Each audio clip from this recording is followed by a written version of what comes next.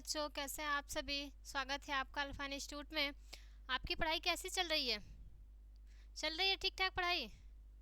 चलिए, अच्छी बात है। अगर पढ़ाई चल रही है तो अच्छी बात है, नहीं चल रही है तो ये अच्छी बात नहीं है। आप लोग तैयारी करना शुरू कर दें। वैसे ये बताइए, आप लोग कैसे हैं? ठीक ठाक हैं? मस्त होंगे, उम्मीद करते हैं आप सभी मस्त होंगे, क्योंकि पढ़ाई तो कर नहीं रहे होंगे तो मस्त ही होंगे। जब पढ़ाई का प्रेशर आएगा, जब परीक्षा आ जाएगा तब। तो ऐसा ना करें आप लोग को करना क्या है कि अपनी तैयारी जो है वो शुरू से ही करनी है, ताकि परीक्षा के आते ही तुरंत हम लोग क्या करें, बस रिवीजन करें और रिवीजन करके तुरंत जाके आंसर हम लिखें। ठीक है, तो आपको पता होगा कि जो केमिस्ट्री में आपके चैप्टर बने हुए हैं वो सब के सब इम्पॉर्टेंट है। ऐसा नहीं है कि आप एक चैप्टर पढ़ लेते हैं आपका काम हो जाएगा, आप 2 चैप्टर पढ़ लेते हैं आपका काम हो जाएगा। आप ऐसा बिल्कुल ना सोचें, क्योंकि देखिए चैप्टर दिया है तो हर एक से पूछेगा। जब हर एक से पूछेगा तो आपको हर एक चैप्टर तैयार करने होंगे। तो मैं हर एक चैप्टर को कॉम्बिनेशन करके एक में ही लाई हूँ, ताकि आप सभी को हर एक चैप्टर को अलग अलग न करके पढ़ना पड़े। ऐसा है कि आप सभी एक वीडियो देखें और उसमें आप पूरे केमिस्ट्री के जितने भी चैप्टर हैं उसके सब्जेक्टिव प्रश्न पा जाएं, है ना। तो उसके लिए मैंने लाया है क्या कि हर एक सब्जेक्टिव जितने भी बने हुए हैं आपके केमिस्ट्री के, जितने भी इम्पॉर्टेंट हर बार पूछे गए प्रश्न हैं, ठीक है, रिपीटेड जो हैं हर बार पूछे गए प्रश्न हैं, उन्हीं को मैं लेकर आई हूँ ताकि आप सभी एक वीडियो में ही तैयार कर सके। तो आप सभी से उम्मीद यही करते हैं कि आप सभी जब भी बैठे होंगे ये वीडियो को देखने, तो आप लोग कॉपी और पेन लेके बैठे होंगे। क्योंकि देखिए कुछ चीज़ें ऐसी होती है कि यहाँ बता दी जाती है, बाद में आपको नहीं मिल पाती है। तो वीडियो में जब आप देख रहे हैं वहाँ भी आप टाइम लगाएंगे, फिर एक बार दोबारा देखेंगे वहाँ भी टाइम लगाएंगे। तो इससे अच्छा यही है कि आप जब भी देखने बैठे वीडियो को तो क्या करें, एक कॉपी और पेन लेके बैठे, ताकि आप पढ़ते समय भी लिख सकें। जो चीज़ें आपको अच्छी लगे, जो चीज़ें आती है उसको ना लिखे, जो नहीं आती है उसको लिख लिया करिए। ठीक है, तो इसलिए मैं कहती हूँ आप सभी से कि क्या करिए, आप सभी कॉपी और पेन लेके बैठा करिए पढ़ने। ठीक है, अभी नहीं, कभी भी जब भी बैठते हैं, ऐसा नहीं कि मैंने अभी कहा तो आप जब भी मेरा वीडियो देखें तो आप कॉपी और पेन लेके बैठे, नहीं। कोई भी चीज़, कोई भी सब्जेक्ट आप पढ़ें तो आप कॉपी और पेन लेके ज़रूर बैठें। वैसे आप सभी तैयारी कैसे कर रहे हैं? अगर आपकी तैयारी ठीक से नहीं हो पा रही है टाइम टू टाइम, तो आप अल्फा इंस्टीट्यूट से जुड़िए और हर एक सब्जेक्ट की तैयारी करना शुरू कर दीजिए। ठीक है, तो ये देखिए आपका जो सभी क्या पूरे चैप्टर से जितने भी आपके सब्जेक्टिव बने होंगे, मैं यहाँ आपको दिखाऊंगी किस प्रकार से आपसे प्रश्न पूछे जाते हैं सब्जेक्टिव में। ठीक है, तो उस प्रकार से आप जवाब देंगे, और जवाब देने का मतलब ये है कि कितना अंक में देते हैं। जैसे कहा जाता है 50 वर्ड में दीजिए, 100 वर्ड में दीजिए, उसमें आपको लिमिटेशन देता है।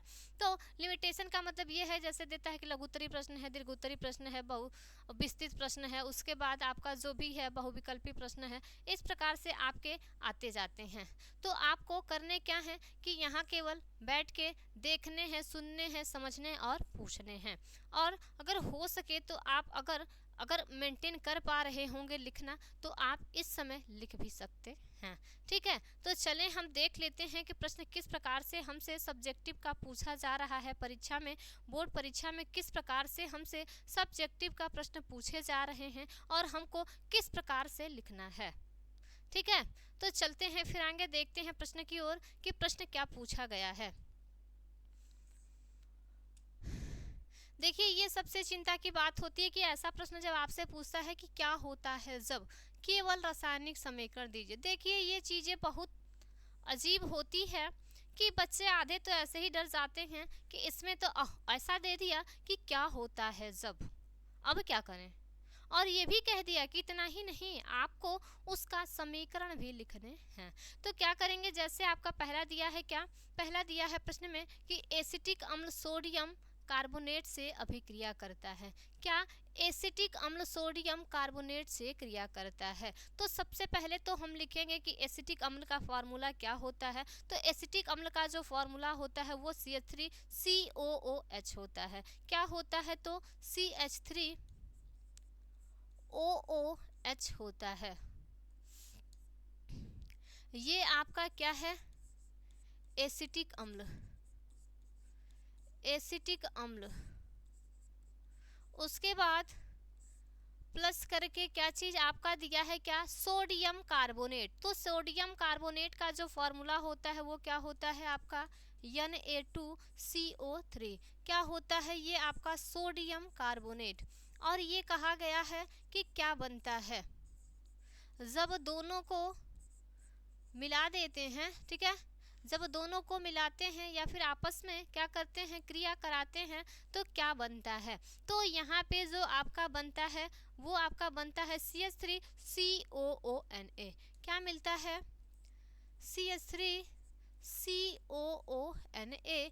अब देखिए क्या बचा, अब आपका क्या बचा, तो कार्बन डाइऑक्साइड और जल।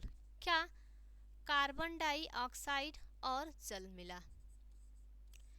देखिए यहाँ से अब समीकरण को संतुलित करना जरूरी है, क्योंकि देखिए समीकरण लिखना ही सबसे इम्पोर्टेंट नहीं होता है, आपको समीकरण लिख के संतुलित करना सबसे ज़्यादा जरूरी होता है। तो यहाँ देख लेते हैं कि यहाँ CH3 की संख्या 1 है और यहाँ भी CH3 आपका 1 है।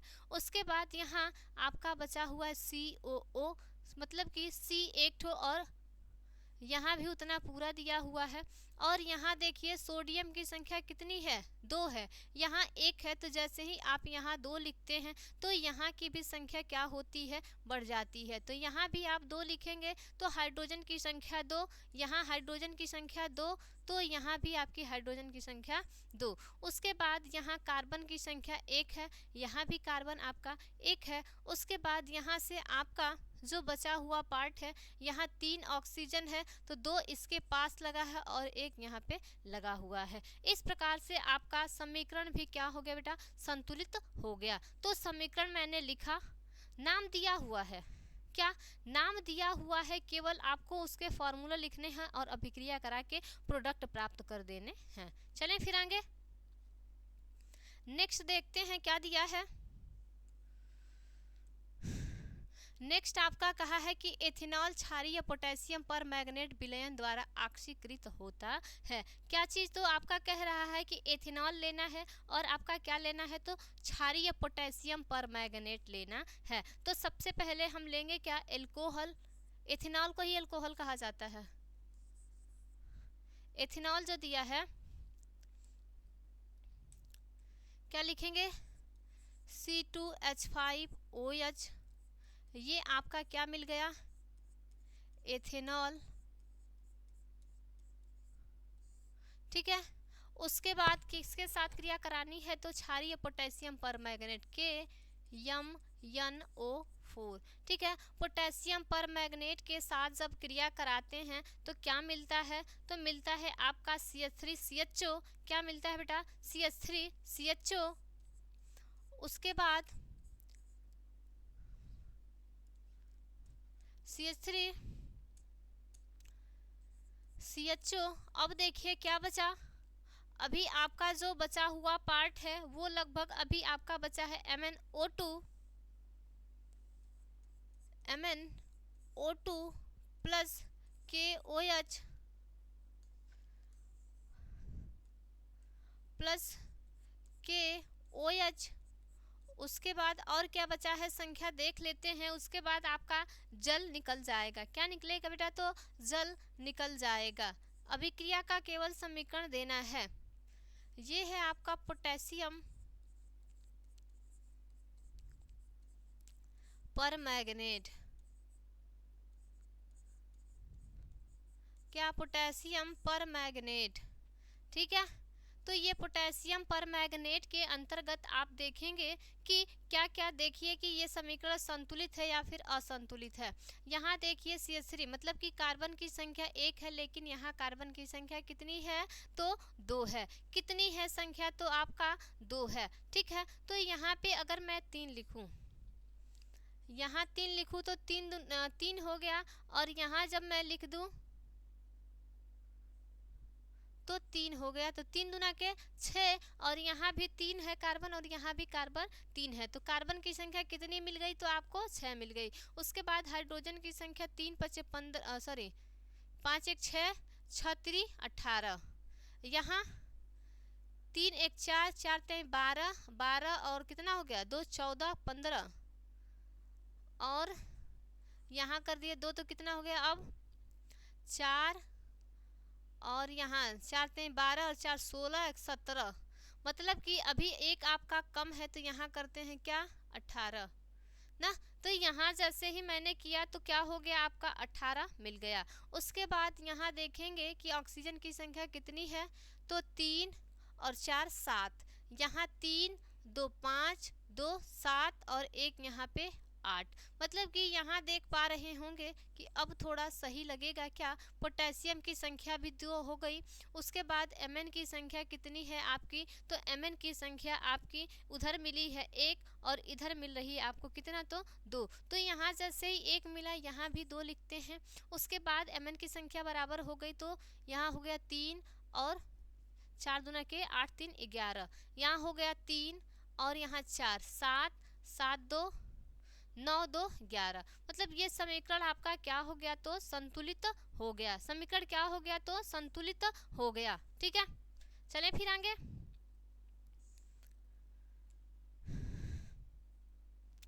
क्या सोडियम हाइड्रोजन कार्बोनेट एथेनोइक अम्ल से अभिक्रिया करता है? सोडियम हाइड्रोजन कार्बोनेट इथेनोइक अम्ल से अभिक्रिया करता है। सबसे पहले तो हम क्या लिखेंगे सोडियम हाइड्रोजन कार्बोनेट का फॉर्मूला। ठीक है, या इसको सोडियम बाई कार्बोनेट भी कहते हैं।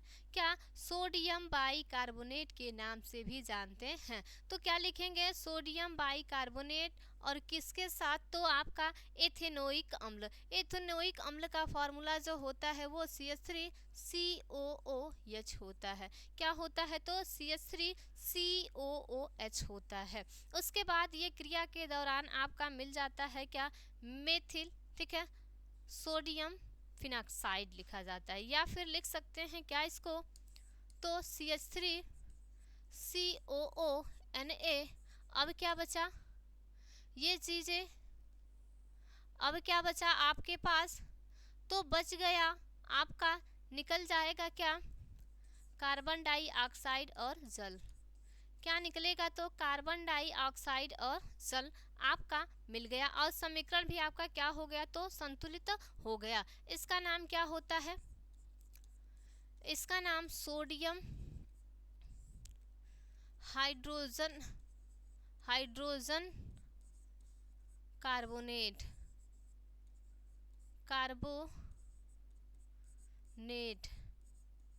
उसके बाद ये है आपका क्या एथेनोइक अम्ल। एथेनोइक अम्ल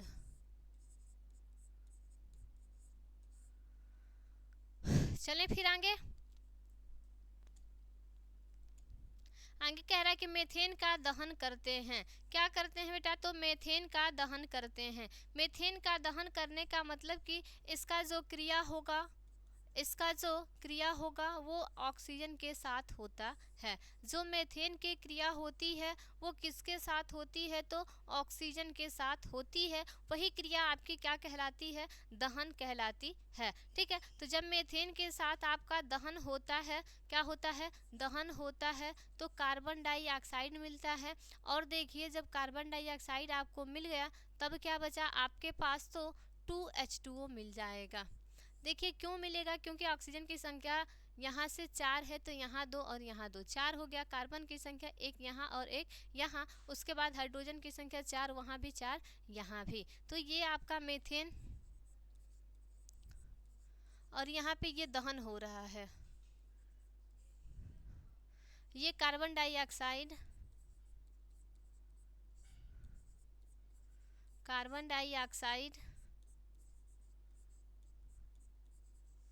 उसके बाद ये जल। ठीक है, चले फिर आगे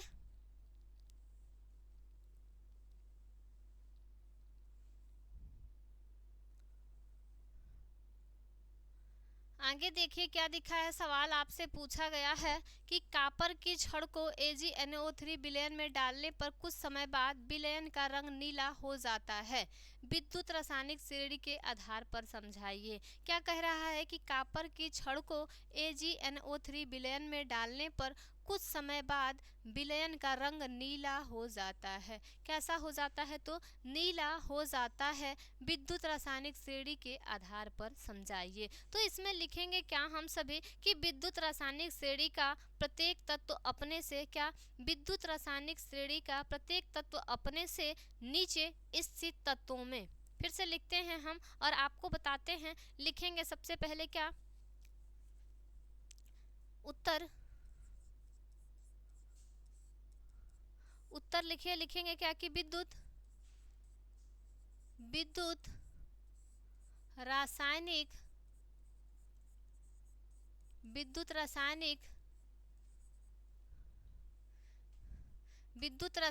श्रेणी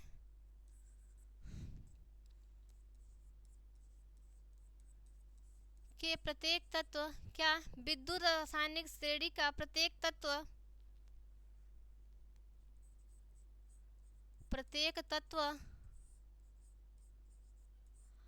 क्या प्रत्येक तत्व अपने से नीचे स्थित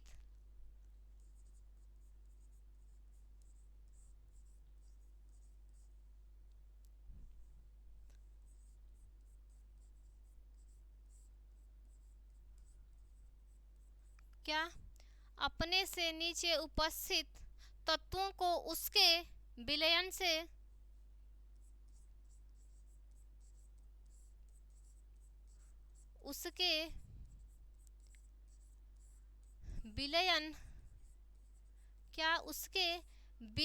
ठीक है क्या करते हैं कि उसके विलयन से विस्थापित कर सकता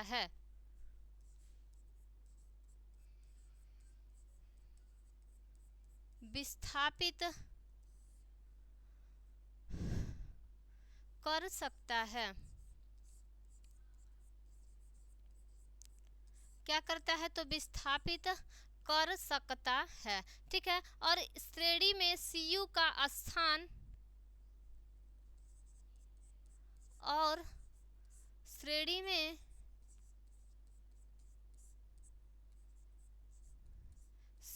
का स्थान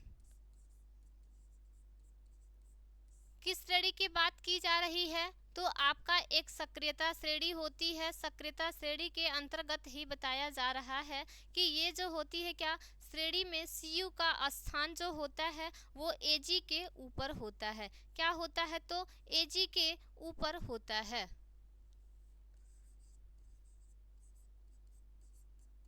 Ag मतलब पता होगा। Ag मतलब क्या होता है? आपका सिल्वर होता है। Cu मतलब कॉपर या फिर तांबा होता है। अतः यह AgNO3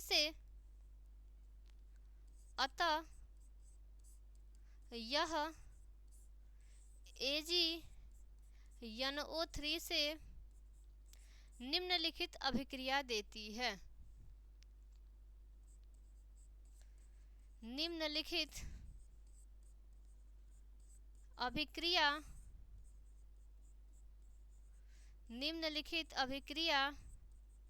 देती है। ठीक है। क्या करती है कि निम्नलिखित अभिक्रिया देती है। जैसे लिखेंगे क्या कि आपका Cu जो होता है वो AgNO3 के साथ जब क्रिया कर लेता है तो आपका कॉपर आपका निकल जाता है बाहर। उसके बाद NO3 अपना बाहर निकल जाता है और Ag भी आपका क्या होता है? तो बाहर निकल जाता है। लिखेंगे क्या फिर आगे कि Cu जो होता है एक प्रकार का सॉलिड फॉर्म में है और वो किसके साथ क्रिया करता है? तो AgNO3 के साथ। Cu solid plus AgNO3।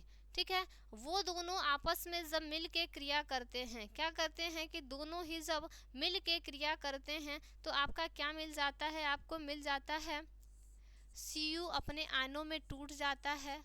Plus उसके बाद जब Cu मिल गया, अब मिल गया आपको क्या चीज़? तो 2NO3 प्लस उसके बाद 2Ag। ठीक है। या फिर यहाँ 2 ना लिख के यहाँ 2 लिख दीजिए, बात खत्म हो जाएगी ना। तो ये चीज़ें क्या, जो आपकी Cu की संख्या है वो कितनी है, तो Cu की संख्या यहाँ आपकी कितनी दी हुई है, तो Cu की संख्या 1 है, और उसके बाद आपका Ag की संख्या कितनी है, 1 है, उधर भी 1 है। आपका नाइट्रेट की संख्या 2 है, वहाँ भी नाइट्रेट आपका कितना है, तो 2 है। इस प्रकार से जो आपका विलयन बनता है वही विलयन आपको समझाने थे। तो लिखेंगे क्या फिर नीचे कि इस प्रकार विलयन में क्यूप्रिक अम्ल, क्या चीज, इस प्रकार विलयन में क्या, इस प्रकार विलयन में आपका क्या होगा कि क्यूप्रिक अम्ल विद्यमान होने से, क्यूप्रिक अम्ल विलयन में विद्यमान होने से, क्या विलयन में विद्यमान, क्या चीज, विलयन में विद्यमान होने से विलयन का रंग, क्या, विलयन में विद्यमान होने से विलयन का रंग, होने से विलयन का रंग नीला, विलयन का रंग नीला होता है। क्या होता है कि विलयन का रंग नीला होता है। कैसा होता है, तो विलयन का रंग आपका नीला हो जाता है या फिर होगा। ठीक है, तो यही आपसे प्रश्न पूछा गया था, क्या चीज, कि प्रश्न में कि दिया था कि कॉपर की छड़ को AgNO3 विलयन में डालने पर कुछ समय बाद विलयन का रंग नीला हो जाता है। विद्युत रासायनिक श्रेणी के आधार पर क्या करिए, उसको तो समझाइए। ठीक है, तो इस प्रकार से आपको मैंने बताया कि किस प्रकार से वो आपका जो विलयन में डालने के बाद वो नीला हो जाता है विलयन। ठीक है, तो यहाँ की चीजें आपको समझ में आई क्या, जो चीजें मैंने बताई, क्या आप सभी को समझ में आया। तो चलें फिर आगे। ठीक है, चलते हैं फिर आगे, नेक्स्ट प्रश्न देख लेते हैं कि क्या है। देखिए यहाँ पूछा गया है कि निम्न रासायनिक समीकरणों को पूरा कीजिए। ये समीकरण आपका दिया हुआ है और समीकरण को क्या करने हैं आपको, तो पूरा करने हैं। जैसे आपका दिया हुआ है, क्या दिया हुआ है, जैसे कि CH4 और दिया है, क्या चीज आपका CH4 दिया है, 2 बार क्या दिया है आपको, तो CH4 दिया है, उसके बाद ये CH4 दिया है। लेकिन ये आपके थोड़े से मिस्टेक हो गए हैं, तो यहाँ CH4 ना होके क्या होगा, यहाँ आपका CH4 ना होके क्या होगा, तो यहाँ पे HNO3 होता है। क्या होता है, तो HNO3 होता है।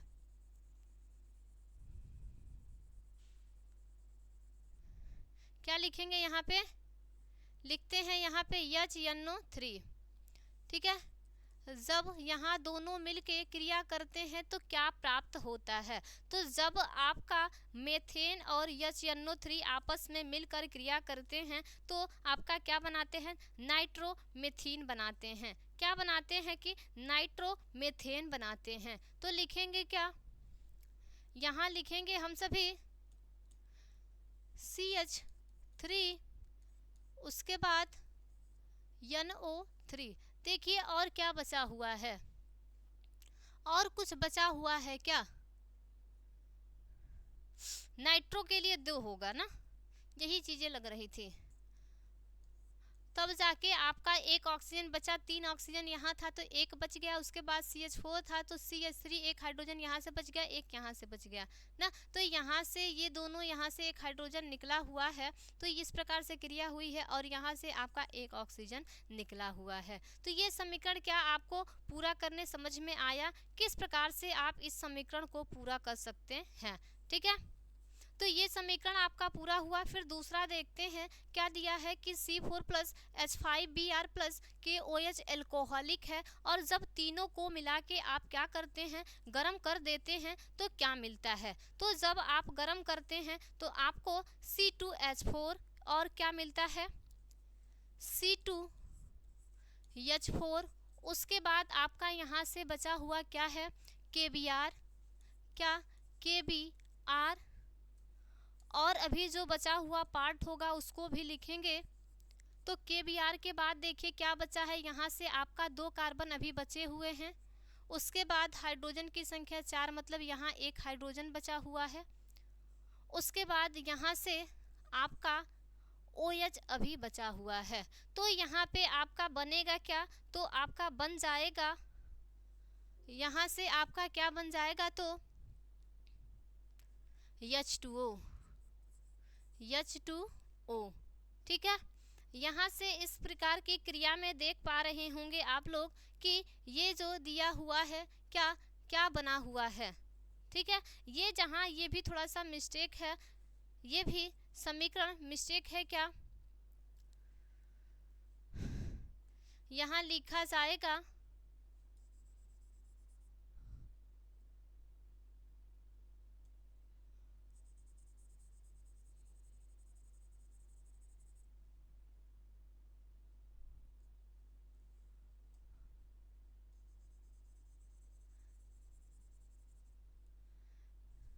यहाँ से ये आपका जो देखिए इस समीकरण में क्या दिया हुआ था, यहाँ जो था C2 यहाँ भी है और C2 यहाँ भी आपका दिया हुआ है। उसके बाद यहाँ आपका हाइड्रोजन 4 है, सॉरी 5 है, तो यहाँ से 4 ले लेते हैं। 4 लेने के बाद एक को छोड़ देते हैं।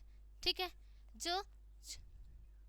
जो आप क्या करते हैं उसको छोड़ देते हैं। तो छोड़ने के बाद आपका क्या होता है कि यहाँ से OH के साथ क्रिया कर लेता है। OH के साथ जब क्रिया करता है तो क्या मिलता है उसको, तो उसको मिल जाता है जल। ठीक है, चलते हैं फिर आगे देख लेते हैं। यहाँ थोड़ा सा ये समीकरण मिस्टेक दिया हुआ था, तो इस समीकरण को ना देखिएगा, यहाँ देखिएगा, ये आपका तीसरा है। ठीक है, इस प्रकार से ये दिया हुआ था, यहाँ आपको क्या करने थे, तो पूरा करने थे। तो यहाँ मैंने पूरा करके दे दिया है आपको। चले फिर आगे चलते हैं, फिर आगे देखते हैं क्या कह रहा है कि विकर्ण संबंध पर संक्षिप्त टिप्पणी लिखिए। क्या, विकर्ण संबंध पर संक्षिप्त टिप्पणी लिखिए। देखिए विकर्ण संबंध क्या होता है, उसी पर आपको क्या लिखना है, तो टिप्पणी लिखने हैं। विकर्ण संबंध के बारे में क्या आप सभी को पता है, विकर्ण संबंध क्या होता है, बताइए आप सभी, विकर्ण संबंध के बारे में पता है क्या।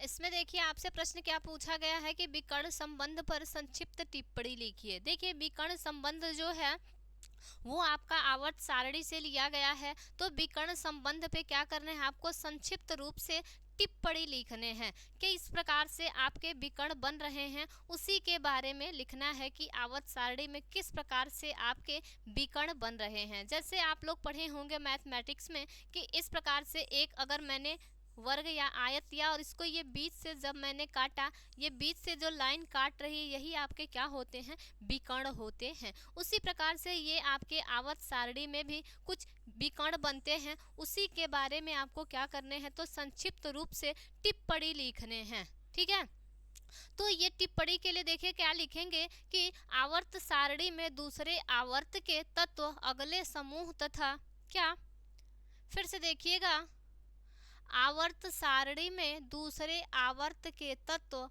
अगले समूह तथा आवर्त के तत्वों के साथ गुणों में समानता प्रदर्शित करते हैं। जैसे आपका 2 लाइनिंग है, दोनों लाइनिंग में जो पहला है वो दूसरा का गुण से क्या करता है कि जब विकर्ण बनाते हैं, ठीक है, जैसे ये दोनों है और ये ऐसे करके मिल रहे हैं, तो ये मतलब ये बीच वाली उंगली की बात मैं कर रही हूँ। देखिए यहाँ ये जो मिल रहे हैं, तो ये फर्स्ट वाला और यहाँ का ये कोने वाला और यहाँ का ये कोने वाला दोनों ही समान रूप से क्या करते हैं, गुणों में समानता प्रदर्शित करते हैं। फिर क्या कह रहा है कि चूंकि ये तत्व विकर्ण पर स्थित होते हैं। ये देख ही रहे हैं कहाँ स्थित हो रहे हैं, तो एक यहाँ पे और एक यहाँ पे, मतलब कहाँ स्थित हो रहे हैं, तो विकर्ण पे स्थित हो रहे हैं। अतः इनके संबंध को विकर्ण संबंध कहते हैं। इस प्रकार के जो संबंध बने हुए हैं, इसी संबंध को क्या कहते हैं हम सभी, तो विकर्ण कहते हैं। चलें फिर आगे देखिए, जैसे एग्जाम्पल में लिया गया है यहाँ पे कि समूह देखिए, पहला, दूसरा, तीसरा और चौथा ले लिया गया है। उसके बाद आवर्त देखिए लिया गया है, दूसरा आवर्त और तीसरा आवर्त। क्योंकि पहला आवर्त अगर लेते हो आप तो उधर वाला आपका जो राइट साइड होगा तो वो आपका क्या हो जाएगा, ब्लैंक हो जाएगा। इसलिए दूसरा आवर्त से लिया गया है कि दूसरा और तीसरा आवर्त को लीजिए। दूसरे आवर्त में आपका लिथियम, बेरिलियम, बोरान और कार्बन है। उसके बाद तीसरे आवर्त में आपका सोडियम, मैग्नीशियम, एल्युमिनियम और सिलिकॉन है। यहाँ से इन दोनों के बीच क्या होती है, तो विकर्ण स्थापित होती है। उसकी जैसे यहाँ पे भी लिथियम का मैग्नीशियम से और यहाँ भी बोरान का सिलिकॉन से क्या होता है, तो विकर्ण संबंध स्थापित होता है। यही देखिए आपका जैसे मिल रहा है टेढ़ा करके बीच लाइन से, अगर यहाँ से आपका मिलाया जाए, क्या यहाँ से अगर देखें तो यहाँ ऐसे ऐसे ऐसे है और देखिए ये बीच से काट रहा है ना। तो वही चीज़ें आपको बताई गई है कि जैसे आपने मैथ में पढ़ा हुआ है कि आपका कोई भी ज्योमेट्री होगी, अगर उसको बीच से काट रहा है, जो लाइन उसको आ रही है उसके बीचों बीच, वो लाइन आपकी क्या होती है। और ऐसा नहीं है कि बीच से तो कह दिए तो ऐसे लाइए, उसके कोने से, कहाँ से, तो दोनों के कोने से लेना है। ठीक है, तो इस प्रकार से जो बन रहे हैं इसको क्या कहते हैं, विकर्ण संबंध कहते हैं। ठीक है,